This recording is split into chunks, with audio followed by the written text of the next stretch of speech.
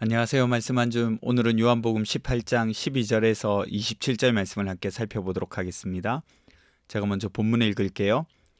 이에 군대와 천사장과 유대인의 아랫사람들이 예수를 잡아 결박하여 먼저 안나스에게로 끌고 가니 안나스는 그 해의 대제사장인 가야바의 장인이라. 가야바는 유대인들에게 한 사람이 백성을 위하여 죽는 것이 유익하다고 권고하던 자라라. 시몬 베드로와 또 다른 제자 한 사람이 예수를 따르니 이 제자는 대제사장과 아는 사람이라. 예수와 함께 대제사장의 집들에 들어가고 베드로는 문 밖에 서 있는지라. 대제사장을 아는 그 다른 제자가 나가서 문 지키는 여자에게 말하여 베드로를 데리고 들어오니 문 지키는 여종이 베드로에게 말하되 너도 이 사람의 제자 중 하나가 아니냐 하니 그가 말하되 나는 아니라 하고 그때가 추운 고로 종과 아랫사람들이 불을 피우고 서서 쬐니 베드로도 함께 서서 쬐더라. 대제사장이 예수에게 그의 제자들과 그의 교훈에 대하여 물으니 예수께서 대답하시되 내가 드러내놓고 세상에 말하였노라. 모든 유대인들이 모이는 회당과 성전에서 항상 가르쳤고 은밀하게는 아무것도 말하지 아니하였거늘 어찌하여 내게 묻느냐. 내가 무슨 말을 하였는지 들은 자들에게 물어보라. 그들이 내가 하던 말을 아느니라. 이 말씀을 하심에 곁에 섰던 아랫사람 하나가 손으로 예수를 쳐 이르되 내가 대제사장에게 이같이 대답하느냐 하니 예수께서 대답하시되 내가 말을 잘못하였으면 그 잘못한 것을 증언하라. 바른 말을 하였으면 내가 어찌하여 나를 치느냐 하시더라. 안나스가 예수를 결박한 그대로 대제사장 가야바에게 보내니라. 시몬 베드로가 서서 불을 쬐더니 사람들이 묻되 너도 그 제자 중 하나가 아니냐. 베드로가 부인하여 이르되 나는 아니라 하니 대제사장의 종 하나는 베드로에게 귀를 잘린 사람의 친척이라. 이르되 내가 그 사람과 함께 동산에 있는 것을 내가 보지 아니하였느냐. 이에 베드로가 또 부인하니 곧 닭이 울더라. 아멘. 예수님이 잡혀가셔서 신문당하시는 장면이 기록되어 있습니다. 예수를 잡은 사람들이 안나스에게로 끌고 갔다고 기록하고 있어요. 안나스는 그 해의 대제사장인 가야바의 장인이라고 소개하고 있죠. 그러니까 현직 대제사장의 장인입니다. 그러면 의문이 생겨요. 왜 대제사장에게 데리고 가지 않고 그의 장인에게로 데리고 갔나? 여러분 궁금하지 않으세요? 왜냐하면 실세라서 그렇습니다. 안나스도 대제사장이었거든요. 그리고 지금의 대제사장은 가야바, 자신의 사위입니다. 가야바 말고도 아들들이 대제사장직을 맡았었다 이렇게 기록이 되어 있거든요. 그러니까 공식적인 대제사장은 아니었지만 실제적으로 영향력을 행사하기에는 충분했던, 아니 권력을 쥐고 있었던 사람이 바로 안나스다 이렇게 볼 수가 있겠어요. 안나스에게 보내진 예수님은 간단한 신문을 받은 후에 다시 가야바에게 보내집니다.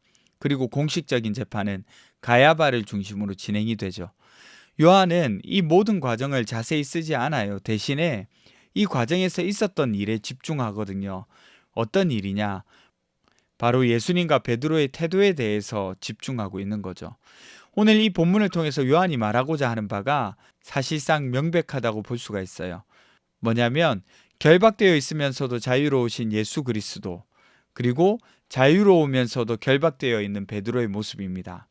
이게 무슨 말이냐? 여러분, 우리는 위기의 순간에 자신이 누구인지 알게 된다는 말이 있잖아요. 갑자기 급박한 상황이 생기거나 괜찮다고 여기던 것이 갑자기 바뀌거나 혹은 어떤 질문 하나, 어떤 상황 하나에 예상치 못한 말이 자기도 모르게 튀어나오면 생각에 남아서 곤란을 겪는 일이 종종 있어요. 그게 진심이고 그게 본심이었는데 자기도 몰랐던 것이 튀어나오는 거죠. 그래서 자신이 생각해왔던 정체성이 붕괴되고 혼란을 겪는 경우가 있는데 오늘 베드로가 겪는 장면이 바로 그런 장면이라는 거예요. 예수님은 지금 묶여 있습니다. 군인들에게 잡히고 끌려가고 신문을 받고 있어요. 보세요. 겉으로 보면 완전히 패배자 같잖아요. 그런데 예수님의 태도는 전혀 다릅니다. 얼마나 당당하신지 몰라요. 숨기시는 것도 하나도 없습니다. 두려워하는 모습도 없고요. 그리고 따로 말하는 것도 없습니다. 공개적이에요. 대제사장이 뭘 가르쳤냐고 물으니까 내가 지금까지 세상에 말하고 다녔는데, 회당에서도 가르치고 성전에서도 가르치면서 말하고 다녔는데 뭘 또 묻냐고 말씀하세요. 이 태도가 마음에 안 들었는지 대제사장 부하 중에 한 명이 예수님을 때리고 위협하잖아요. 그러니까 예수님이 오히려 더 당당하게 그를 꾸짖으면서 말씀하시죠. 내가 무슨 잘못한 말이 있냐고. 내 말이 잘못되었으면 내 말이 잘못되었다고 말해야 되는 것이 맞지 않냐고. 그렇게 굴복하지 않으시는 당당한 모습을 지금 보이고 계시는 거예요. 보세요. 예수님은 묶여있는 사람인데 실제로는 가장 자유로운 분이세요.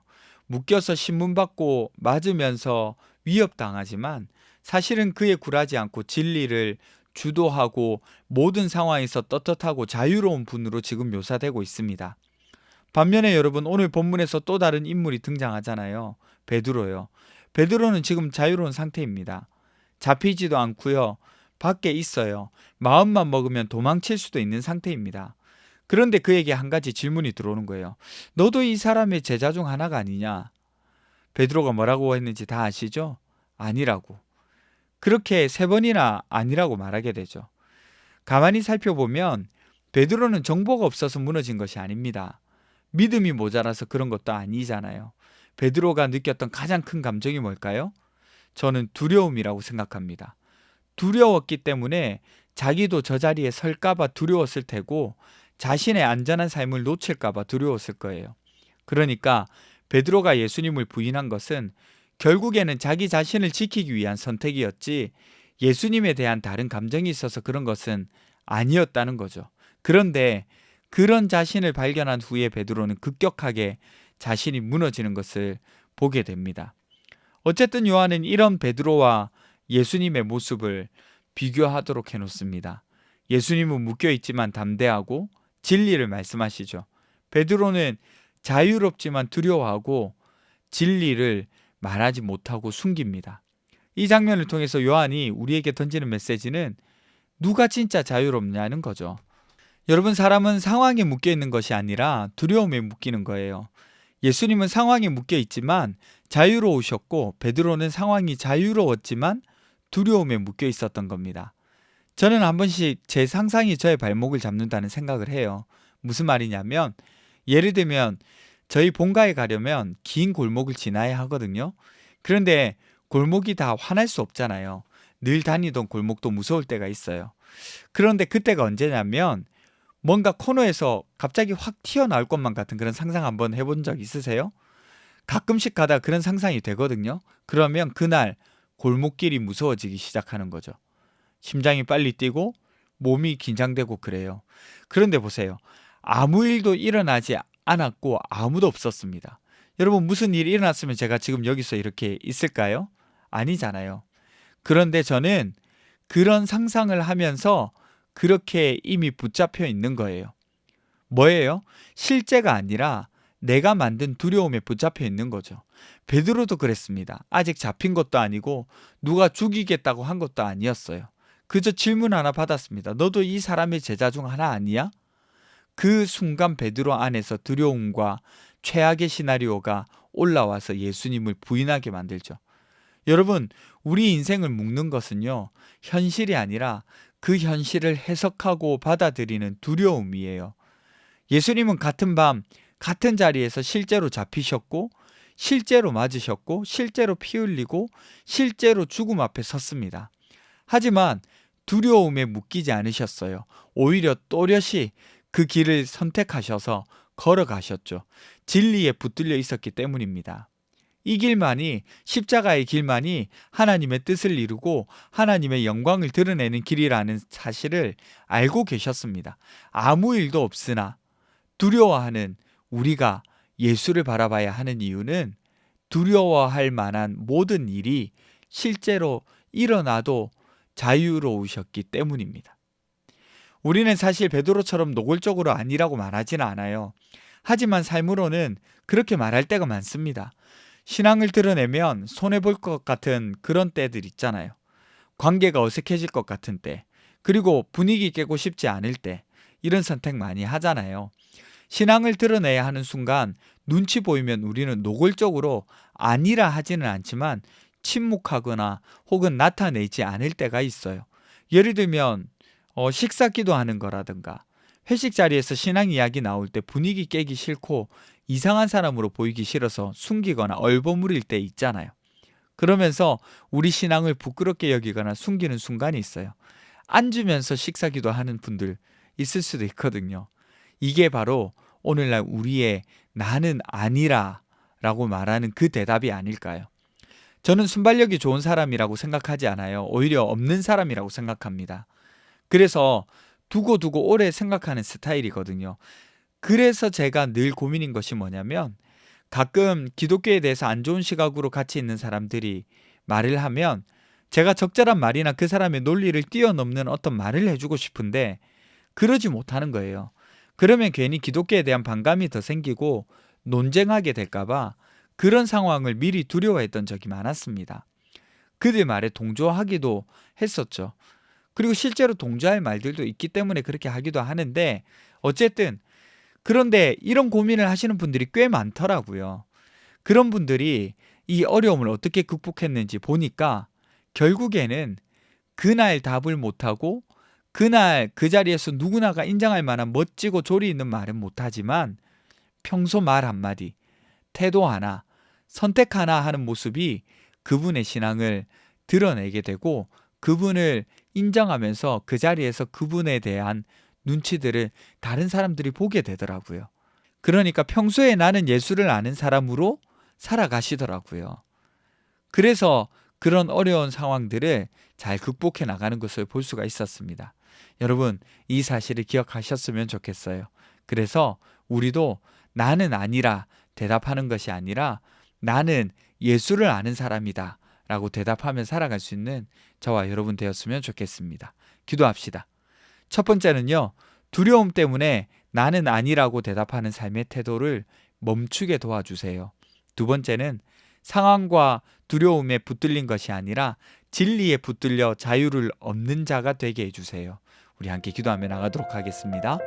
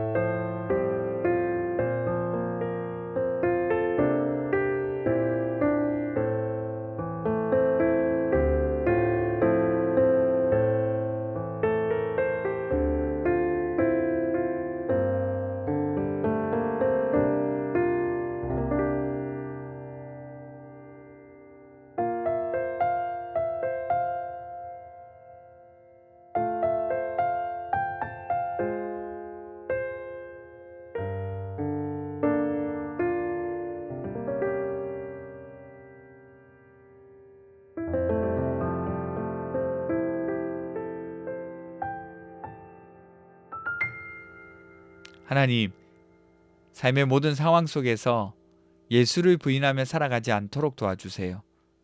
가장 고통받을 때에도 우리를 부인하지 않으신 예수 그리스도의 모습을 따라서 우리도 예수님을 부인하지 않고 두려움을 이겨내고 진리에 붙들려 자유를 얻는 삶을 누릴 수 있도록 도와주세요. 감사드리며 거룩하신 예수님 이름으로 기도드립니다. 아멘. 여러분, 오늘 하루도 예수를 아는 사람으로 살아갈 수 있는 저와 여러분 되셨으면 좋겠습니다.